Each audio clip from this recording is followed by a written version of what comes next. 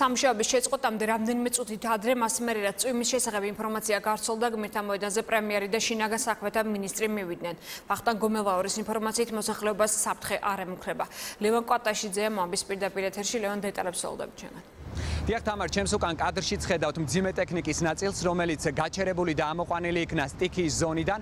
ვარაზისხევის დასაწყისში, სადაც ერთ-ერთი შტაბი არის გახსნილი, აქ რამდენიმე წუთის წინ იმყოფებოდა შინაგან საქმეთა მინისტრი ვახტანგ გომელაური საპატრულო პოლიციის ხელმძღვანელობასთან ერთად დედაქალაქის მერისგან გაეცნო ინფორმაციას, მას შემდეგ რაც სამუშაოების შეჩერების შესახებ მიღებული იქნა გადაწყვეტილება.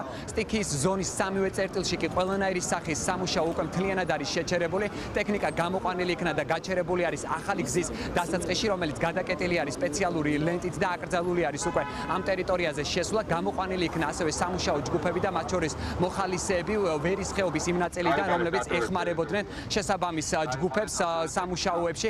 გადაწყვეტილება შინაგან საქმეთა მინისტრის ინფორმაციით მას შემდეგ იქნა მიღებული, რაც შტაბში შევიდა ინფორმაცია ამინდის მდგომარეობის გაუარესების შესახებ, უსაფრთხოების ზომები გამკაცრდა და სწორედ აქედან გამომდინარე მოხდა მისი განცხადებით სამუშაოების შეჩერება. როდის აღდგება როგორც გაწმენდითი, ასევე სამძებრო სამუშაოები ინფორმაცია არ არის, ეს სავარაუდოდ უკვე დამოკიდებული იქნება ამინდის გაუმჯობესებაზე.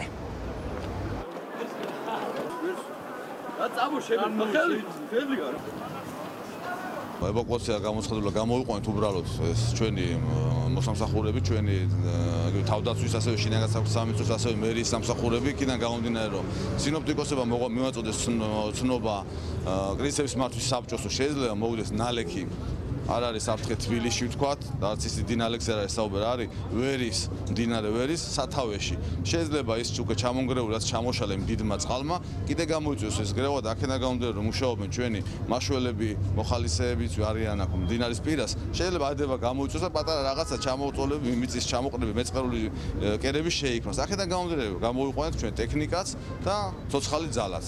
შეიძლება 2 საათში, 1 საათში ჩვენ უკან დავაბრუნოთ და გავაგზავნოთ მუშაობა. ტექნიკა ამინდის არესების გამო ამოვიყვანეთ დინარის კალაპოტიდან, ვინაიდან წვიმის შემთხვევაში ტექნიკას უჭირს კალაპოტში გადაადგილება და კალაპოტიდან ამოსვლა. ეს არის ჩვეულებრივი წესი და აქედან გამომდინარე ტექნიკა მოვარიდეთ მდინარის ხეობას.